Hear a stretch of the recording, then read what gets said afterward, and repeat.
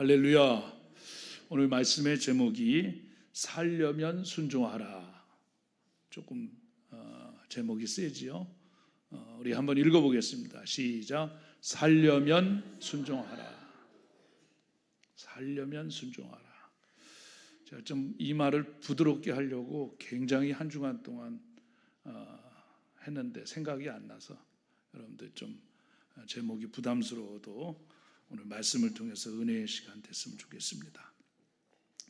어떤 초등학교 학생 아이가 학교에서 헐레벌 때 막 뛰어서 기과를 했습니다. 얼굴이 빨갛게 상기된 채로 숨을 가쁘게 내쉬며 엄마한테 막 급하게 얘기합니다. 엄마, 내가 뭔지를 알았어. 그러는 거예요. 드디어 난 내가 뭔지를 알았어. 엄마가 몹시 궁금해서 네가 뭔데? 하고 물어봤더니 자랑스럽게 대답합니다.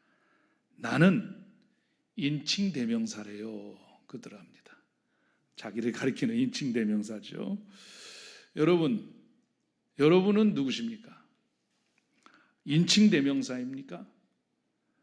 우리는 하나님의 자녀라고 하는 인칭대명사입니다. 나는, 한번 따라합시다. 나는 하나님의 자녀다. 그래서 신앙생활하면서 내가 하나님의 자녀라는 긍지를 가지고 신앙생활해야지 그 신앙생활이 행복하지요. 이게 내가 누구 자녀인가 헷갈리면 안 됩니다. 나는 분명히 하나님의 자녀다. 이런 믿음의 긍지가 있어야 됩니다.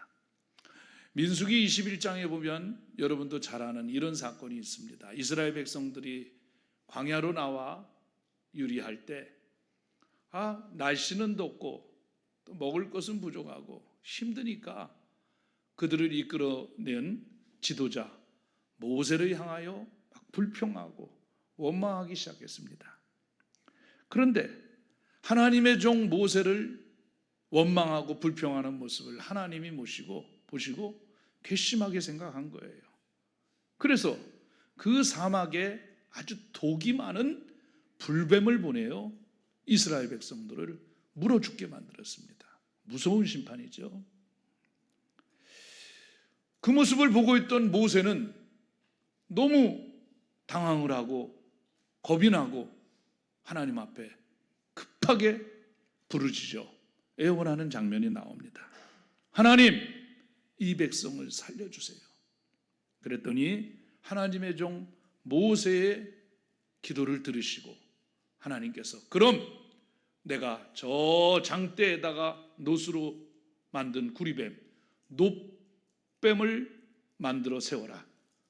누구든지 뱀에 물린 자가 그 놋뱀을 쳐다보면 독이 다 빠져나가고 살 것이다. 그렇게 하나님께서 또 한 가지 계명을 주셨습니다. 실제로 장대 높이 놋뱀을 다루고 뱀에 물린 자들이 누구든지 하나님의 약속대로 그 놋뱀을 쳐다보자 독이 다 빠져나가면서 건짐받았다, 살았다라고 하는 그런 내용 우리 많이 들었죠. 이 놋뱀 사건이 우리에게 주는 교훈이 뭡니까? 하나님의 말씀에 순종하는 것의 중요함을 가르치고 있는 것입니다. 신앙생활은 많이 듣고 아는 게 중요한 게 아닙니다. 내가 그 말씀에 순종하는 게 바로 사는 길입니다. 누구든지 지금 내가 처한 고통이나 어려움이나 힘든 가운데 회복이 있기를 원한다든지 아니면 살려거든 하나님의 말씀에 순종해야 된다는 것이죠. 그러므로 우리가 하나님의 자녀로서 아버지에게 가장 첫 번째로 할 믿음의 덕목이 뭔가? 그건 바로 순종을 통해 은총을 받는 삶입니다. 앤드류 모레이라고 하는 유명한 목사님이 계세요. 어느 날 제자들이 묻습니다. 선생님, 목사님, 신앙생활 하는데 가장 중요한 게 뭔지 한 가지만 가르쳐 주세요. 그래, 신앙생활의 가장 중요한 덕목은 순종이야. 그러자 제자들이 또 물어봅니다. 그러면 순종 다음에 두 번째는 뭔가요? 순종 다음에 두 번째는 순종이야. 두 번째 다음에 세 번째는 뭔가요? 세 번째도 순종이야. 신앙생활에 있어서 순종은 전부라고 얘기할 수도 있습니다. 아멘. 오늘 요한복음 5장에는 우리가 너무나 잘 아는 사건, 베데스다 연못가에 무려 38년 동안 된 나병 환자를 예수님께서 고쳐주시는 장면 아닙니까? 이 나병 환자가 바로 어떤 자입니까? 38년이면요 온몸에 피가 다 말라서 근육도 굳고 힘도 없고 뼈마디 관절 골수도 다 거의 마비되다시피 한 그냥 목숨만 붙어있는 쓰러져 있는 그런 자입니다. 몸만 그랬겠습니까? 38년 동안 질병의 고통을 당하면서 얼마나 그 마음 또한 몸 버금가게 상해 있지 않겠습니까? 몸을 움직일 수도 없습니다. 거기에 의하면 물이 움직일 때 뛰어들어가면 고침받는다는 속성이 있는데 사람들이 먼저 뛰어들어가는 바람에 움직일 수도 없는 이 사람은 누가 건져주지도 못하고 집어넣지도 못하고 뛰어들지도 못하고 그야말로 비참한 신세입니다. 자, 그런데 예수님께서 그 나병 환자에게 다가가 얘기합니다. 네가 낫고자 하느냐? 네가 낫고자 하느냐? 일어나 내 자리를 들고 걸어가라. 다 같이 아멘. 간단히 말하면 한번 따라합시다. 살려면 순종하라. 살려면 순종하라는 거예요. 예수님 말씀을 듣고도 가만히 있어서 그냥 병든 모습대로 살 것인가? 아니면 주님이 하라는 대로 내가 순종하여 살 것인가? 이 선택은 그 나병 환자에 달려있는 거예요. 우리가 흔히 순종을 얘기할 때 복종이라는 말도 이렇게 떠올리게 되지요. 여러분, 순종은 단순한 복종이 아닙니다. 어쩌면 복종이라고 하는 것은 피복종자에게 어떤 강요된 순종인지 모르겠습니다. 내 의사와 상관없이 어떤 힘과 완력에 의하여 강요된 순종, 이건 복종입니다. 그러나 순종은 억지가 아닙니다. 순종은 선택입니다. 내가 생명의 선택을 하는 거. 할렐루야. 이게 바로 순종인 것입니다. 사랑하는 여러분, 한번 스스로를 생각해 보세요. 내 인생의 많은 문제들, 많은 고통들, 많이 힘든 것, 지금만 보지 말고 역으로 한번 내 인생을 복귀해 보세요. 그러면 어쩌면 내가 어떤 지점에 내가 불순종이 습관이 되지 않았는가? 순종하지 못하는 게 내 삶의 인격이 되지 않았는가? 한번 돌아보시기 바랍니다. 내가 옳다고 생각합니다. 내 생각이 맞다고 고집부립니다. 그러다 보니까 자꾸 길이 막힙니다. 사랑하는 여러분, 오늘 내가 맞다 생각하지 말고 주님이 옳다. 아멘. 여기서 순종의 의미와 은혜를 발견하시기를 바랍니다. 내가 회복되고 싶고 일어나고 싶고 기적을 체험하고 싶다면 이제 선택해야 합니다. 그 선택의 말씀을 강하게 붙들고 주님을 바라보시는 거라면 우리의 운명이 절망에서 희망으로 바뀌지 않겠습니까? 오늘 나병 환자가 순종하여 절망의 상황에서 살아난 것과 같이 나는 저에게도 우리에게도 이런 순종의 역사가 있기를 주님의 이름으로 축원합니다. 그러면 오늘 본문에 나온 주인공이 어떤 순종을 했는가? 그 순종의 구체적인 방법을 한번 몇 가지 생각해 보겠습니다. 첫째는요, 주님의 이름을 부르자. 한번 따라합시다. 주님의 이름을 부르자. 자, 오늘 본문 6절, 7절 상반전까지 한번 보겠습니다. 예수께서 그 누운 것을 보시고 병이 벌써 오래된 줄 아시고 이르시되 내가 낫고자 하느냐? 병자가 대답하여 주여 한번 따라합시다. 주여, 주여입니다. 주여, 주여. 나병한 자는 예수님의 질문에 예수님을 가리켜 주여 하고 불렀습니다. 이 말은 예수님을 주님이라고 인정한 것입니다. 이게 바로 포인트입니다. 가장 기본적인 순종의 자세는 예수님을 내 삶의 주인으로 모시는 것입니다. 이것은 뭡니까? 그분의 권위를 인정하는 거죠. 예수님이 주인이라면, 주님이시라면 나는 종입니다. 세상에 많은 사람들이 예수를 믿고 오랜 세월을 신앙생활하고 직분을 받았어도 순종한다고 고백하지만 실제로 그분을 주님으로 인정하고 순종하는 거 그렇게 많지 않습니다.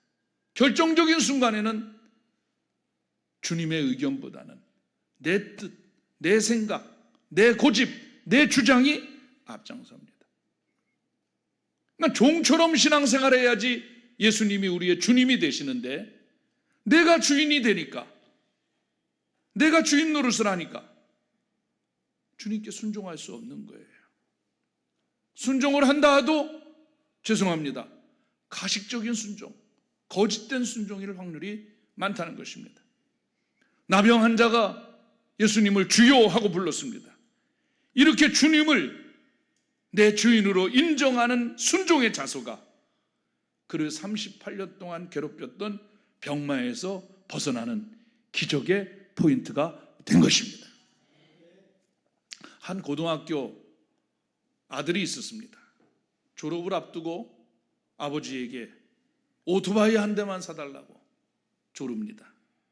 그러자 아버지는 위험하기도 하고 그렇지만 아버지가 성경책, 오토바이 대신 성경책 한 권을 선물로 사줬습니다.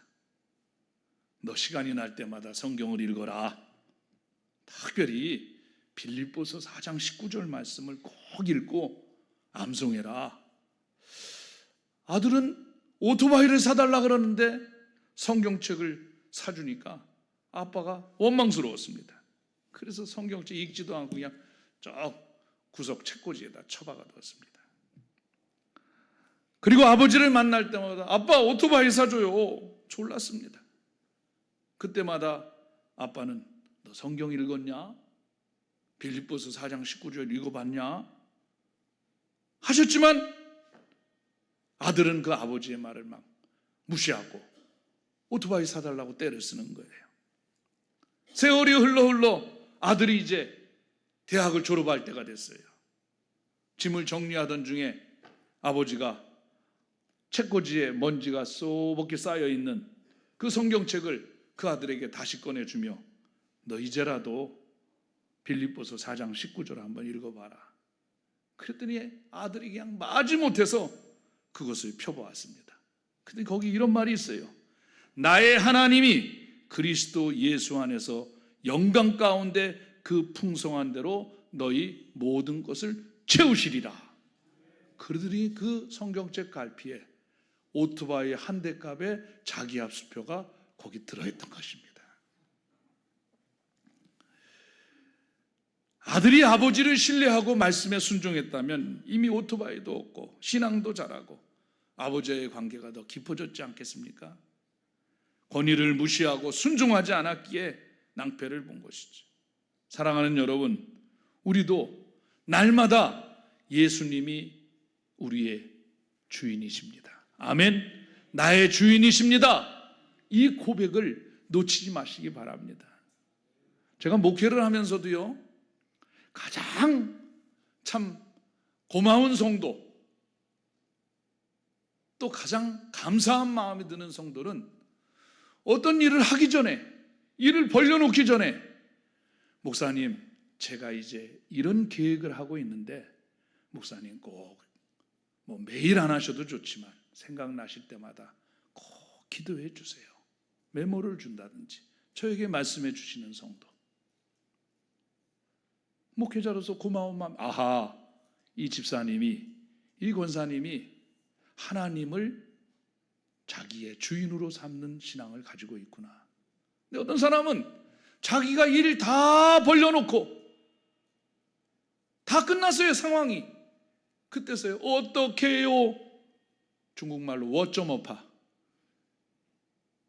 어떻게요? 어떻게? 자기가 다 끝내놓고. 이건 자기가 주인된 신앙입니다. 사랑하는 여러분, 여러분과 저의 신앙생활 가운데 어떤 일이든지 무슨 일이든지 주님이 주인이시다. 한번 따라합시다. 주님이 주인이시다. 이 순종의 고백이 기적을 만들어내는 것입니다. 아멘. 두 번째, 적극적으로 행동하라. 한번 읽어보겠습니다. 시작. 적극적으로 행동하라. 자, 예수님 말씀하십니다. 8절 9절 시작. 일어나 내 자리를 들고 걸어가라. 그 사람이 곧 나아서 그 자리를 들고 일어났다는 겁니다. 이 병자는 예수님 말씀을 듣고 주저하지 않았습니다. 곧바로 일어. 곧이라는 단어가 거기 있습니다. 이게 적극적인 순종입니다. 소극적인 순종은요, 자칫 잘못하면 복종으로 흐르기가 쉽습니다. 왜? 자발적인 순종이 아니라 억지로 하는 신앙생활. 물론 안 하는 것보다는 낫겠죠. 억지로 하는 것이. 그렇지만 하나님이 기뻐하시는 것은 자발적인 순종을 기뻐하십니다. 여건이 안 좋아서요. 상황이 안 좋아서요. 내가 요즘 좀 바빠서요. 이런 변명은 기적을 반납하는 일과 같은 것입니다. 이 병자도 처음에는 이렇게 얘기했습니다. 물이 움직일 때 나를 넣어줄 사람이 없어요. 늘 남의 도움만 기다리는 자신의 한계를 탓했습니다. 그런데 예수님의 말씀을 듣고 나서는 그 모든 핑계를 던지고 적극적으로 순종했습니다. 그 결과 38년 모든 근육이 팔다리가 굳어지고 움직이지 못하던 그가 예수님 말씀을 듣고 곧 일어섰다. 할렐루야. 자유를 얻었고 새 삶을 살게 됐습니다. 우리 신앙생활도 마찬가지입니다. 적극적으로 순종할 때 기적이 일어나는 거예요. 소극적인 신앙생활은요, 똑같이 예수 믿고 똑같이 신앙생활하고 똑같은 교회 섬기고 똑같은 설교 듣고 똑같이 직분 받았는데 어떤 사람은 성령 충만하여 기도 응답의 간증이 있고 축복의 간증이 있고 할렐루야.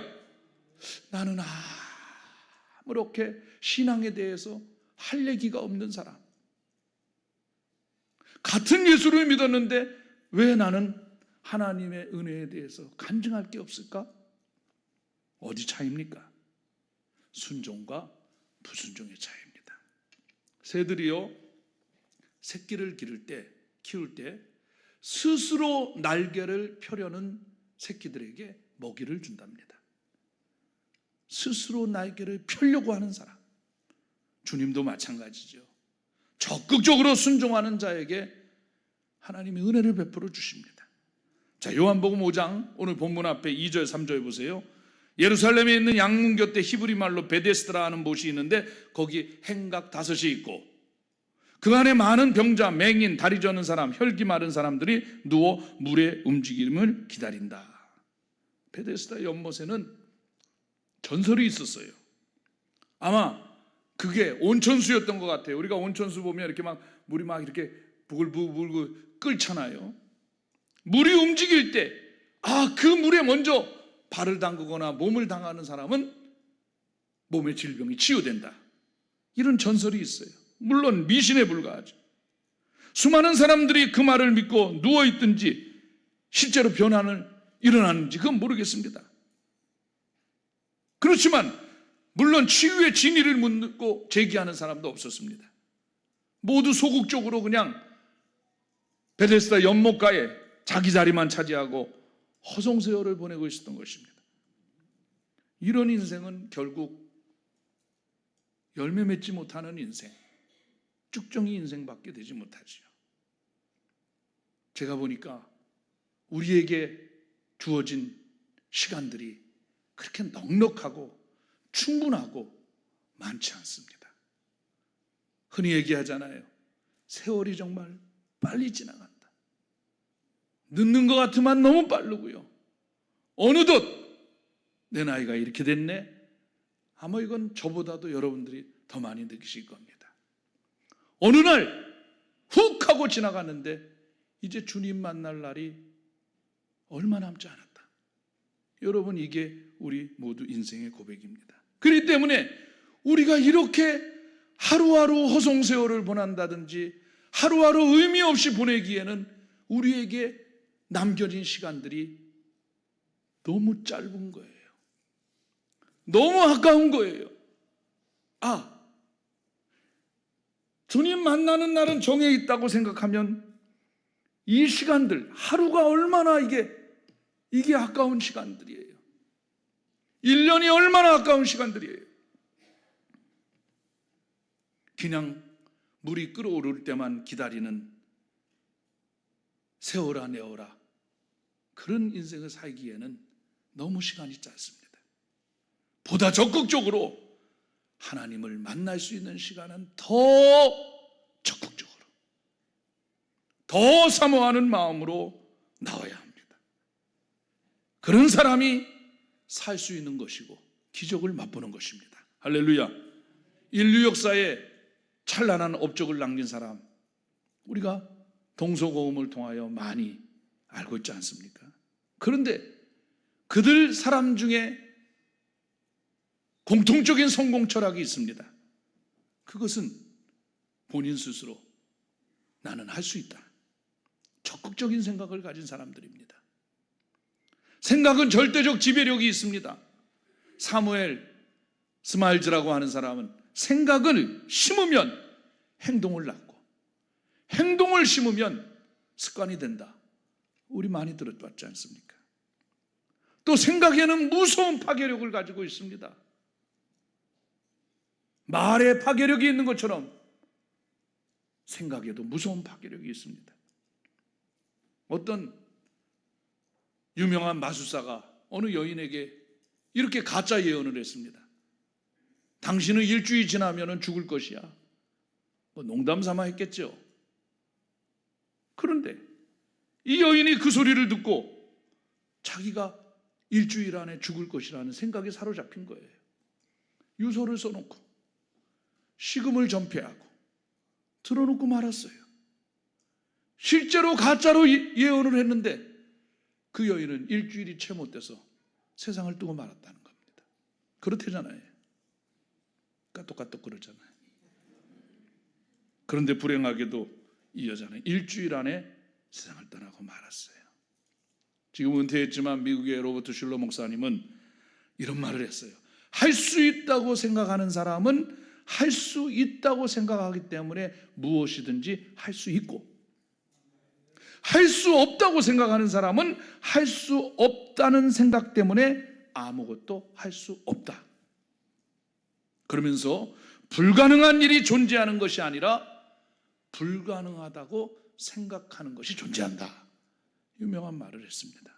믿음에도 두 가지가 있어요. 하나는 적극적이며 긍정적인 신앙, 반대로 소극적이며 부정적인 신앙이 있어요.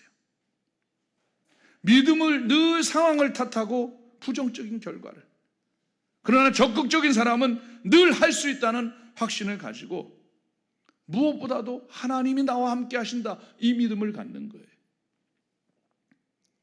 우리가 잘 아는 빌립보 4장 13절의 사도 바울은 내게 능력 주시는 자 안에서 내가 모든 것을 할 수 있다. 다 같이 아멘. 그냥 내가 할 수 있다가 아닙니다. 나에게 능력 주시는 그분은 전능하신 하나님이시기 때문에 내게 능력 주시는 자에서 나는 모든 것을 할 수 있다.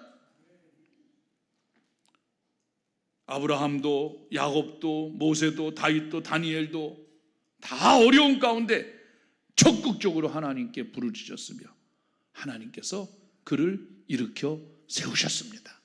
사랑하는 봉의 성도 여러분, 우리의 믿음도 적극적인 믿음으로 발전하시기를 주님의 이름으로 축원합니다. 아까도 얘기했지만 처음은 힘들어요. 첫 단추는 힘들어요. 그러나 단추 하나 잘 끼워보면, 순종 하나 잘해보면 나머지는 신경 안 써도 착착착착 구멍에 맞는 거예요. 근데 많은 사람들이 첫 단추를 잘못 끼워요. 그러면 언제든지 신앙생활 하면서도 축복받는 일, 영적인 일에는 앞장서서 적극적인 사람이 되시기를 주님의 이름으로 축원합니다. 마지막 세 번째는 눈치 보지 말라. 한번 따라 합시다. 눈치 보지 말라. 자, 8절부터 10절까지 이런 내용이 있어요. 예수께서 이르시되 일어나 내 자리를 걸고 걸어가라. 9절, 그 사람이 곧 나아서 자리를 들고 걸어가니라. 이 날은 무슨 날이라? 안식일이라. 유대인들이 병 나은 사람에게 이르되 안식일인데 네가 자리를 들고 가는 것이 옳지 않다. 자, 예수님께서 이 병자에게 일어나 자리를 들고 걸어가라. 그런데 일어나 걸어가려고 했더니 야 옆에 있는 또 다른 환자가 붙잡는 거예요. 그날이 무슨 날이다? 안식일 날이라는 거예요. 안식일 날에는 유대인들은 병을 고치거나 물건을 들고 다니거나 다 금지했어요. 만일 병자가 이 사람들의 눈치를 보았다면 아이고 생각해보니까 그러네 하고 다시 누웠을 것입니다. 그러나 그는 사람의 시선보다 주님의 말씀을 더 귀하게 여겼다. 아멘. 우리도 순종한다고 말하면서 얼마나 사람의 눈치 보고 가족 눈치 보고 세상 시선 보고 체면 보고 전통에 얽매여 주님 말씀을 외면한 적이 없습니까? 예수님 말씀하십니다. 세상의 가치관보다 사람의 전통보다 내 말을 더 귀히 여겨라. 오늘날 한국교회가 급속도로 부흥하다가 어느 날부터 부흥이 멎어지고 오히려 퇴보되는 한국교회 안타까운 현실에 그 핵심 속에는 뭐가 있습니까? 나는 순종에 있다고 생각합니다. 모여라! 그럼 모였습니다. 헌신하라! 했으면 헌신했습니다. 남의 눈치 보지 않고 그랬습니다. 이 눈치가 무엇으로 둔갑했냐면 휴머니즘으로 둔갑했습니다. 야, 사람 사는 게 다 그런 게 아니야 하면서 잘못된 문화가 우리 생활 속에 실상 속에 잠식에 들어온 것입니다. 영적 생활을 방해하는 전통이나 체면이나 세상의 틀을 과감히 버리지 않고는 새로워질 수가 없습니다. 진실한 하나님의 자녀라면 눈치 보지 말고 오직 주님께만 순종해야 하는 것입니다. 요즘 사람들이 뭐 어디 투자 많이 하죠? 펀드, 주식 뭐 이런 데 많이 투자하지 않습니까? 세상 펀드에 가입했다가 어려움을 겪고 있거든. 이제 여러분 순종 펀드에 한번 가입해 보시기 바랍니다. 이 순종 펀드는 반드시 우리에게 풍요로운 결과와 열매를 맺게 해 주실 것입니다. 이 얘기하고 마치겠습니다. 록펠러라고 여러분과 제가 잘 알지요. 우리 인류 역사상 지금도 뭐 부자들이 많이 있습니다. 뭐 일론 머스크, 빌 마이크로소프트, 누구죠? 빌 게이츠 등등. 우리나라에도 이재용 회장 비롯해서 거부들이 많지 않습니까? 근데 챗 GPT 보니까 내가 한번 찾아보니까 지금까지 살아온 인류 가운데 가장 멋진 부자가 누굽니까? 그랬더니 단연코 록펠러를 꼽더라고요. 록펠러. 이 록펠러 어머니가 록펠러가 죽기 전에 딱 3가지 유언을 했습니다. 록펠러야 하면서 죽기 전에 3가지 유언했습니다. 그 유언이 굉장히 심플하고 간단합니다. 록펠러야, 너는 앞으로 평생을 살면서 주의를 성수해라. 주의를 목숨처럼 지켜라. 2번째, 너는 살면서 하나님 앞에 온전한 정직한 12조를 드려라. 너는 살아가면서 매일 성경을 1장 이상 읽어라. 얼마나 간단합니까? 주의 성수, 10의 1조, 성경, 매일 성경. 간단하고 깨끗합니다. 얼마나 바쁩니까 사람이? 나 바빠요, 일 많아요. 그런데 록펠러는 결심을 합니다. 어머니가 나에게 준 마지막 유언의 말씀. 그래, 나는 이 세 가지를 평생 목숨처럼 지키겠다. 그는 일평생 죽을 때까지 주의를 범하지 않았습니다. 나중에는 사업이 잘 돼갖고 막 엄청난 재물이 쏟아지는데 계산을 할 수가 없어요. 이게 내 수입인지 네 수입인지. 그래서 록펠러 재단에 록펠러의 11조만 계산하는 팀이 따로 있어가지고 50여 명의 직원이 있었답니다. 11조 계산하는 팀들. 매일 하나님의 말씀 성경 읽기. 할렐루야. 돈 많다고 다 거부고 부자 아닙니다. 돈이 많아도 하나도 가지 못하고 일생을 허무하게 끝나는 사람들 많아요. 록펠러는요, 그것으로 록펠러 재단을 만들고 미국의 아이비리그를 비롯해서 많은 유수한 대학들, 신학대학이 그 록펠러 재단을 통하여 학교가 세워지고 장학생을 길러내고 특별히 주의 종들을 길러내는 신학대학의 목사님들과 선교사들을 길러내고, 할렐루야, 또 어려운 이웃들과 불쌍한 이들을 위하여 축복의 물질이 흘러가게 하고 그냥 부자가 아니라 선한 영향력을 끼치는 위대한 거부가 된 것입니다. 우리가 다 록펠러 같지는 못합니다. 그러나 록펠러가 순종을 통하여 축복을 받았다면 우리도 이제 순종을 한번 결심해 보시지 않겠습니까? 그러면 그동안 풀리지 않던 거, 얼매였던 거, 골치 아팠던 거 하나님께서 하나하나 매듭을 풀러가게 해 주실 줄 믿습니다. 이 은혜가 저와 여러분에게 있기를 예수님의 이름으로 축원합니다. 우리 찬양하겠습니다. 나의 마음의 근심구름.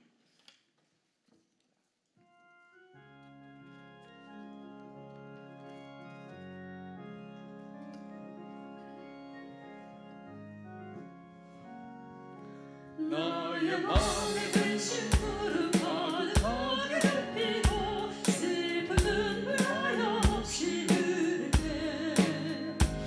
인자하고 부드러운 음성으로 부르사 나를 위로하니 누가 있을까.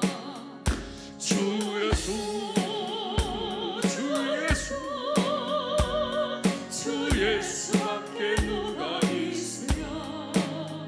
슬퍼 낙심될 때에 내 친구 되시는 주 예수밖에 다시 없도다. 무거운 짐 등에 지고 인생길을 가는 자 힘이 없어 쓰러지려 할 때에 능력 있는 팔을 펴서 나의 손을 붙들어 나를 구해주니 누가 있을까. 주 예수, 주 예수, 주 예수, 주 예수밖에 누가 있으랴. 슬퍼 낙심될 때에 내 친구 되시는 그 주 예수밖에 다시 없도다. 지은 죄를 돌아보니 부끄럽고 괴로워 사납게나 맘에 평안 없을 때 주한 죄인이 영나가서 꿈에 안아주시고 깨끗하게 하시기가 누굴까. 주 예수, 주 예수, 주 예수밖에 누가 있으랴. 슬퍼 낙심될 때에 내 친구 되시는 그 주 예수밖에 다시 요단강을 건너가서 시온 성을 향할 때 나와 동행하리 누굴까. 두려움의 검은 구름 모두 헤쳐버리고 나의 갈 길 우리 두 손 들고 주 예수, 주 예수, 주 예수밖에 누가 있으랴. 슬퍼 낙심될 때에 내 친구 되시는 그 주 예수밖에 다시 없도다. 주 예수 천천히 주 예수 주 예수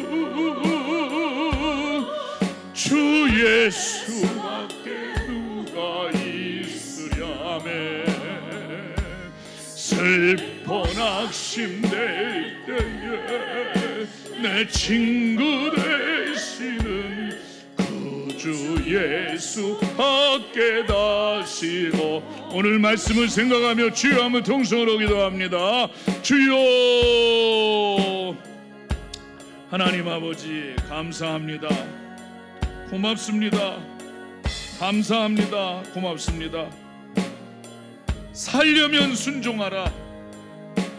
38년 동안 하나님 아버지 온몸이 마르고 근육이 굳어가며 그저 하나님 아버지 연못가에 누군가가 나를 건져주지 않을까 절망에 빠져있던 나병 환자가 예수님의 말씀 듣고 순종하였더니 병마에서 해방받고 자유를 얻었다는 장면을 저희들이 바라보면서 오늘 우리에게 주신 말씀처럼 우리도 예수님을 주여 하고 부르게 하시고 소극적이 아니라 적극적인 믿음 생활 그리고 더 나아가 눈치 보지 말고 하나님 아버지 믿음의 길을 걸어갈 줄 아는 저희들 되게 하여 주옵소서.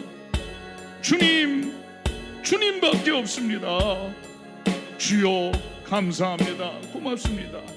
예수님의 이름으로 기도하옵나이다. 아멘. 다 눈을 감아보세요.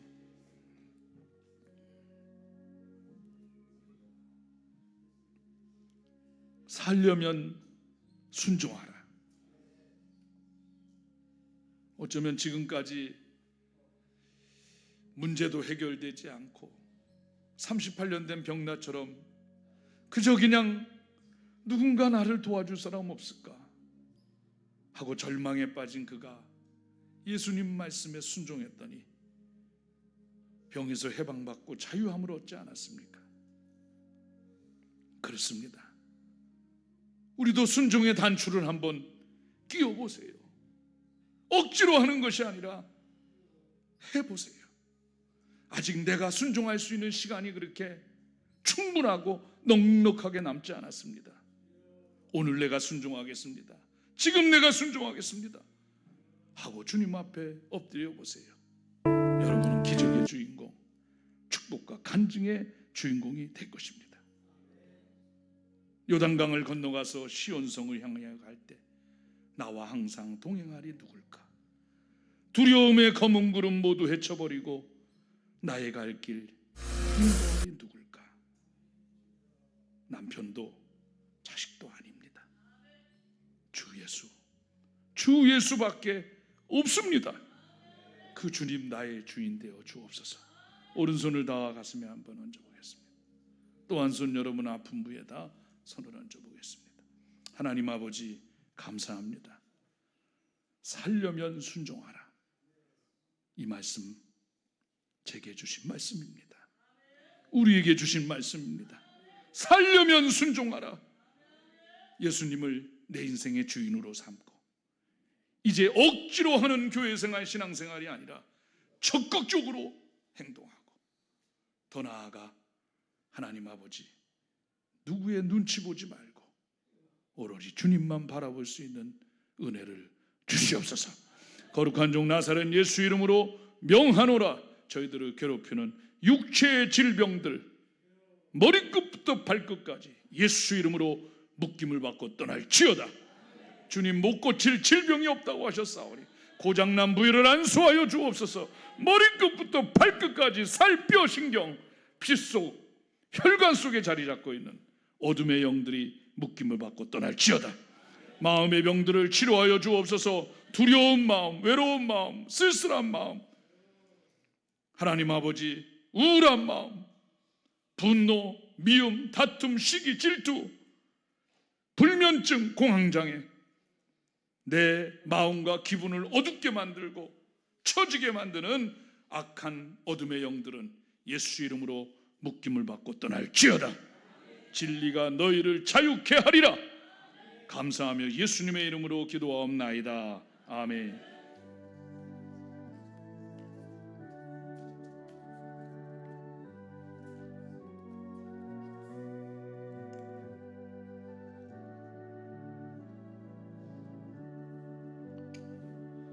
할렐루야. 우리 하나님 아버지 감사합니다.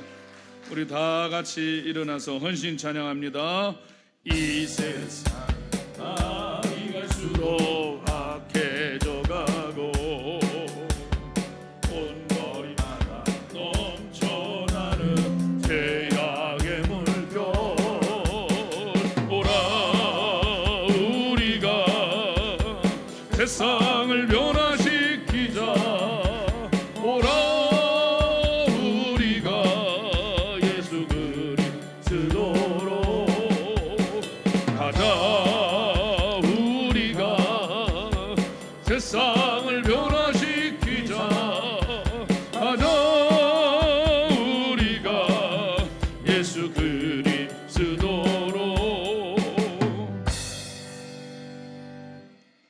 지금은 우리 구주 예수 그리스도의 크신 은혜와 하나님 아버지 무한하신 사랑과 성령님의 감동, 감화, 위로교통, 면려하심이 오늘 우리에게 주신 말씀 살려면 순종하라.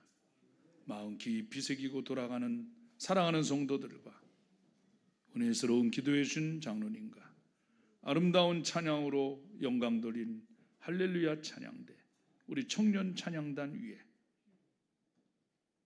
오후에 있을 가을 1일 부흥회 위에 이 민족과 나라와 한국교회 위에 지금부터 영원토록 함께 하시기를 간절히 축원하옵나이다. 아멘.